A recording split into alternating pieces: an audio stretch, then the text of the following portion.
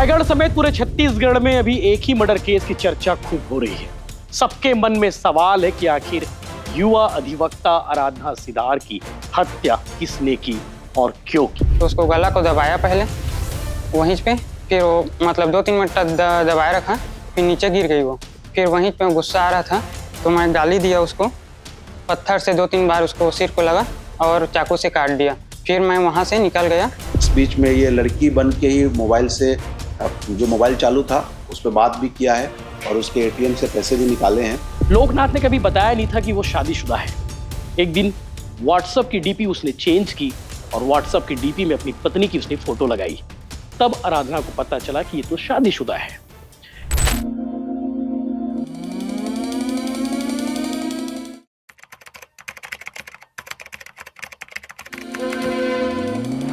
रायगढ़ समेत पूरे छत्तीसगढ़ में अभी एक ही मर्डर केस की चर्चा खूब हो रही है। सबके मन में सवाल है कि आखिर युवा अधिवक्ता आराधना सिदार की हत्या किसने की और क्यों की। रायगढ़ पुलिस ने इस केस का आज खुलासा कर दिया है। सबको यह लग रहा था कि काफी डिफिकल्ट केस है, काफी मुश्किल भरा केस है, शायद हत्या के जो आरोपी है उसे पकड़ने में काफी वक्त लग सकता है। लेकिन रायगढ़ पुलिस ने आज इस हत्याकांड का खुलासा कर दिया है और बता दिया है कि इस तरह से तकनीकी जांच कर मामले का खुलासा किया जा सकता है।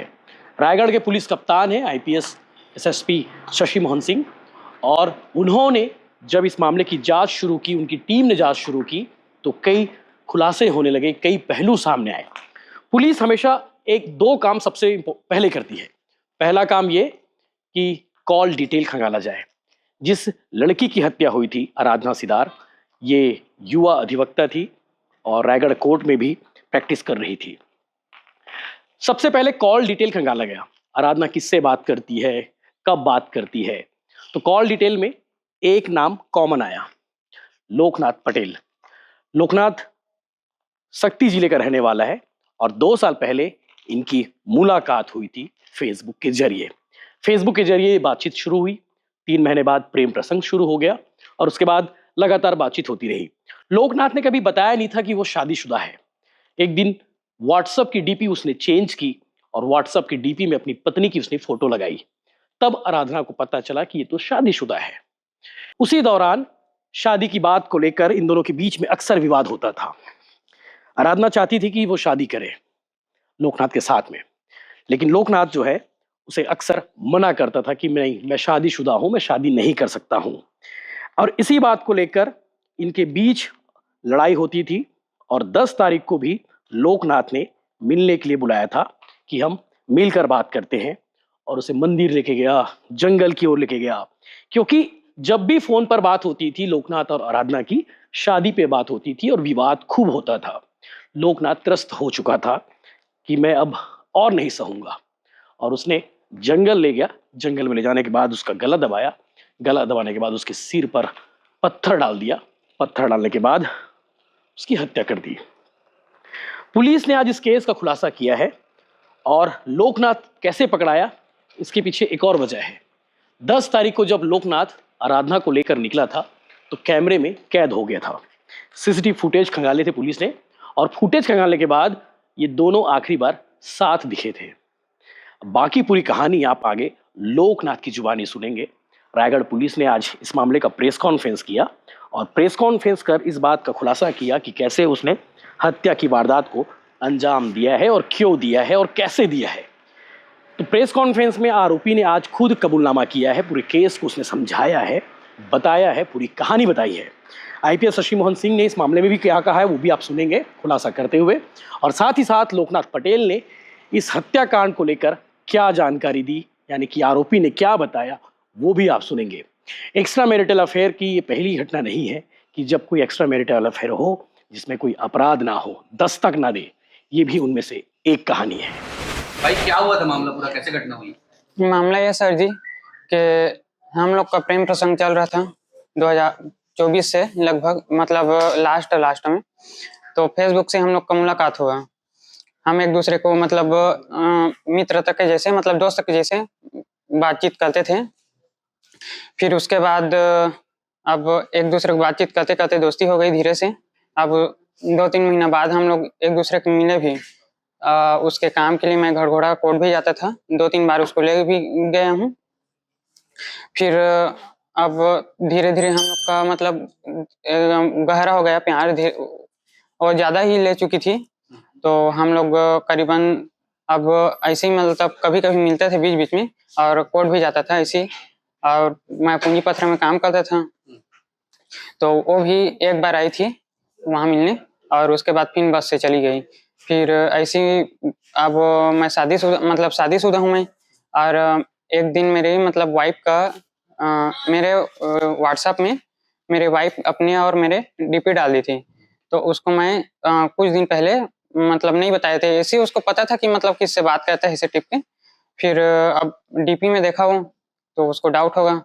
फिर हम लोग मिले हैं एक दूसरे से, फिर वो मोबाइल चेक की तो नंबर मेरे वाइफ पर निकाल के बोली कौन हो, कहाँ से, ऐसी नॉर्मली सी बात की। फिर उसको सब पूरा पता चल गया। फिर एक बार मेरे मतलब कॉल की थी, तो मेरे वाइफ कुछ कुछ मैसेज की थी आराधना, ऐसी पर्सनली है वो, तो उसको देख के मतलब मेरे वाइफ मुझसे लड़ने झगड़ने लगी। तो अब हर चीज़ से मुझे भी थोड़ा डरने लगा कि अब छोड़ूंगा इसे धीरे से। तो अब ये आराधना जो है मुझको छोड़ने के लिए राजी ही नहीं रही थी। मैं उसको बोल दिया कि मैं अब शादीशुदा हूँ, अब सॉरी बताया भी नहीं था कुछ दिन पहले बोल के, तो सब कुछ तो तुम जानते हो, फिर भी मैं तुम्हें शादी करूंगा बोल के वो एकदम, उसके बावजूद भी मुझे मतलब फोर्स करती थी, दबाव डालती थी हमेशा, हर टाइम। और कॉल में जब भी फोन करते थे तो मतलब शादी के लिए हमेशा बोलती थी। फिर अब मैं उसको कई बार समझाया कि मैं शादीशुदा हूँ, अब तुम अभी वकील हो, सीख रही हो, वो बताई थी। तो अब सीख रही हो तो कोई अच्छा सा हो, मतलब अपने ही कास्ट में देख के शादी कर लो, हम लोग दोस्ती एक दूसरे का हमेशा साथ निभाएंगे बोल के। घटना वाले दिन क्या हुआ, कैसे तुम निर्णय लेके मर्डर करना है? बता रहा हूँ सर। वही से सुन। तो अब हमेशा फोर्स करती थी ना, तो अभी मतलब एक दिन मेरे को बोली कि मतलब कई बार बोल चुकी थी, धमकी दी थी कि अगर तू मेरे से शादी नहीं करेगा तो मैं तेरा वकील हूँ, मैं तेरे को देख लूंगी, यहाँ पे कोर्ट में हंस के बोलती थी, और कभी कभी गुस्से में भी बोलती थी। तो अब एकदम ज्यादा हो गया था वही ज्यादा सुन के। तो अब मैं सोचा कि अगर इसको रखूंगा तो घर वाले में से मतलब दूर हो जाएंगे, ऐसे रखूंगा तो अब ये सब चीज सोचने के बावजूद ना, मैं उसको 10 तारीख को मिलने बुलाया। 9 तारीख को रात को बात हुआ हम लोग का। फिर मैं उसको 10 तारीख को पिकअप किया यहीं पिंजरी प्लांट से। फिर वहाँ से लेके उसको मतलब उसको सिस्टर थी, 2 दिन थे, उसको छोड़ने यहाँ पे केवड़ाबाड़ी बस स्टेशन गए, उसको छोड़ दिया। फिर वहाँ से उसको पिकअप करके रास्ते में बातें करते जा रहे थे कि आराधना ऐसे मत करो, अब आप भी शादी के योग्य हो गए हो, इतना कोई फोर्स मत करो, अब जानते तो हो मेरा भी लाइफ बर्बाद हो जाएगा, अभी उतना कोई जानते नहीं है हम लोग के बीच के बारे में, ऐसे बोल के। तो नहीं, मैं शादी करूंगा तो तुझसे ही, तो अब या तो नहीं तेरे को फंसा दूंगी, अभी तू कोर्ट का जानता नहीं है, ऐसे वैसे दुनिया भर का। कहाँ गए उसके बाद तुम लोग? हम लोग, मैं शक्ति उसको ले गया, तो शक्ति में फिर से मतलब उधर वो कोरबा रोड में दमोधार है, वहाँ पे बैठ के हम लोग बातें करने लगे। कुछ घंटों तक बातें हुआ, वही विवाद वही नहीं समझ रही थी। फिर वहाँ से मैं उसको लेके शाम टाइम 6 बजे के आसपास यहाँ सुधीर लॉज वहाँ पे ले गया। उसको बोला, पहले बोला था कि मतलब घर चले जाओ बोल के, नहीं जाऊंगे ऐसे बोल के जो भी। तो अब यहाँ से मतलब लॉज में लिए हम लोग, अब वहीं रुके थे। अब बात नहीं मार रही थी, अब मेरे को भी गुस्सा आ रहा था ये सब चीज़ से, क्या करूँ क्या ना करूँ ऐसे बोल के। फिर मैं उसको मतलब मेरे मन में ये हो गया कि मैं इसको मारूंगा, अब जो होगा सो होगा ऐसे बोल के। इतना मतलब मेरा मानसिक स्थिति खराब कर रही थी वो। तो अब रात में रुके थे, फिर वहाँ अब जबरदस्ती वो बोली कि मतलब चलो, मतलब मेरे अब सोए थे साथ में। फिर उसके बाद सुबह 5 बजे मतलब रात में भी लड़ाई हुई इस शादी को लेकर, तो मैं नहीं कर पाऊंगा ऐसे बोल के उसको बोला, फिर समझाया। फिर सुबह हम लोग निकल गए। अब वहाँ से मैं सीधा उसको लेके ये जो रास्ता आया था गिरवानी वाला, वही रास्ते में फिर से चला गया। फिर वहां से मैं उसको अब एक बार फिर समझाऊंगा सोच के जंगल अंदर ले गया। अगर नहीं मानेगी तो इसका मैं वो कर दूंगा बोल के, अगर मान जाएगी तो ठीक है, नहीं मानेगी तो फिर वही फिर उसको अंदर ले गया। फिर उसको समझाया कि आराधना ऐसे मत करो यार, तुम्हारा भी लाइफ वो हो जाएगा, अच्छे से घर में जाओगे, वकील हो, आप सीख रहे हो धीरे से, तो कोई अच्छा से जॉब वाला मिल जाएगा, मैं तो थोड़ा गरीब हूँ ऐसे बोल के, तो नहीं तुझसे ही शादी करूंगा। और वो गाली गलौज भी करने लगी, नहीं तो ये सब चीज़ मुझे क्यों फंसाया, ऐसे वैसे दुनिया भर के बोली। फिर ठीक है बोली, मैं उसको मतलब फिर ना अब गुस्सा तो आया मेरे को, गाली गलौज दे रहा था तो अब सुनसान जगह था, मेरा मकसद अब मूड खराब हो गया तो उसको गला को दबाया पहले वहीं पे, फिर वो मतलब 2-3 मिनट तक दबाए रखा, फिर नीचे गिर गई वो। फिर वहीं पे गुस्सा आ रहा था तो मैं गाली दिया उसको, पत्थर से 2-3 बार उसको सिर को लगा और चाकू से काट दिया। फिर मैं वहां से निकल गया अपना मतलब स्कार्फ बांध के सीधा। तो पत्थर से क्यों कुचला उसको? पत्थर से क्यों मारा? पत्थर मारने के बाद पत्थर क्यों क्यों मारा सर? नहीं मरी थी, पहले पत्थर मारा था उसको। अच्छा, हाँ। घटना से पहले तुमने हाँ। कपड़े क्यों निकाल दिए? इसलिए मैं मतलब वो प्लान ये बनाया। आराधना सिदार की हत्या की गुत्थी रायगढ़ पुलिस के द्वारा सुलझा लिया गया है और इसमें जो आरोपी है लोकनाथ पटेल, जो कि शक्ति जिला का रहने वाला है और चारपारा इसके गांव का नाम है। जो कहानी सामने आई है उसके हिसाब से इसका फेसबुक के द्वारा आराधना के साथ दोस्ती हुई थी और दोस्ती जो है प्यार में बदल गया और ये लोग आपस में बातचीत करने लगे, मिलने जुलने लगे। और ये व्यक्ति चूंकि शादीशुदा था और ये बात उस महिला वकील से इसने छुपा के रखा था, लेकिन अंततः एक दिन इसकी पत्नी की डीपी के माध्यम से, इसकी पत्नी ने जब अपना डीपी चेंज किया तो उस आराधना को जब ये पता चल गया तो इस बात को लेकर इनके बीच में विवाद होने लगा और आराधना इसके साथ शादी करना चाहती थी। ये लगातार कन्विंस कर रहा था लेकिन अंततः बात बनी नहीं। फिर इसने ये डिसाइड किया कि मैं फाइनली जो है या तो इसे कन्विंस करूंगा और अगर नहीं मानेगी तो इसे रास्ते से हटा दूंगा। उसी कड़ी में घटना दिनांक को ये रायगढ़ में, चूंकि ये रहती थी लड़की, वहां पर पहुंचा और उसकी बुआ की लड़की भी आई थी। इस दोनों को लेके बाइक में निकला, बुआ की लड़की को केवड़ाबाड़ी बस स्टैंड में बिठा दिया और वहां से मृतिका को अपनी गाड़ी में लेकर यहाँ से जंगल के रास्ते से घूमते हुए ये शक्ति पहुंचा। वहाँ गुप्ता लॉज में ये लोग नाम बदल के पति पत्नी के तौर पर अपना एंट्री कराए और वहाँ पर रुके।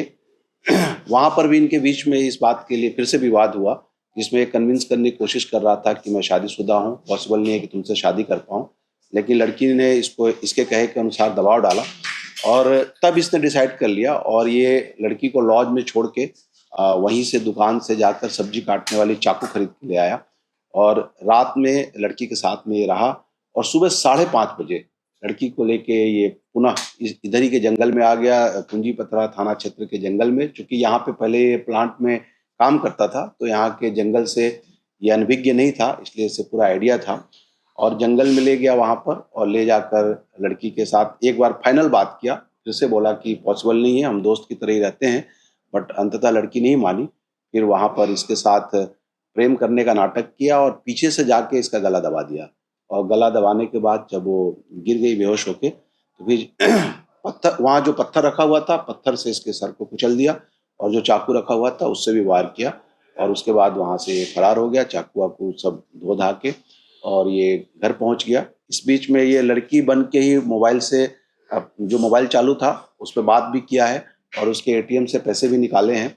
पुलिस को 2 दिन लगे डेड बॉडी को शिनाख्त करने में, लेकिन जब एक बार डेड बॉडी शिनाख्त हो गई तो पुलिस ने प्रोफेशनल तरीके से और अपने टेक्निकल टीम की सहायता से, हमारी साइबर की टीम और पूंजीपतरा के थाना प्रभारी राम किंकर यादव की टीम लगातार इसमें लगी रही।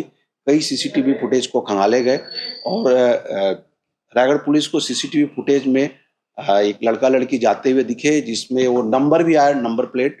उस नंबर प्लेट के आधार पे मालिक का पता किया गया और साथ ही फिर टेक्निकल टीम भी काम कर रही थी और अंततः इसका लोकेशन शक्ति में मिला। कल शक्ति पुलिस की सहायता से हमारी टीम वहां गई थी, रात को इसे रेड किया गया। रात को ये पुलिस को पहले बहुत घुमाने की कोशिश किया, लेकिन जब इसे तमाम सबूत दिखाए गए तब ये अंततः राजी हुआ और इसने अपनी कहानी बताई कि ये पूरी कहानी का विवरण यही था कि चूंकि लड़की इस पे शादी का दबाव डाल रही थी इसलिए इसने उसकी हत्या कर दी।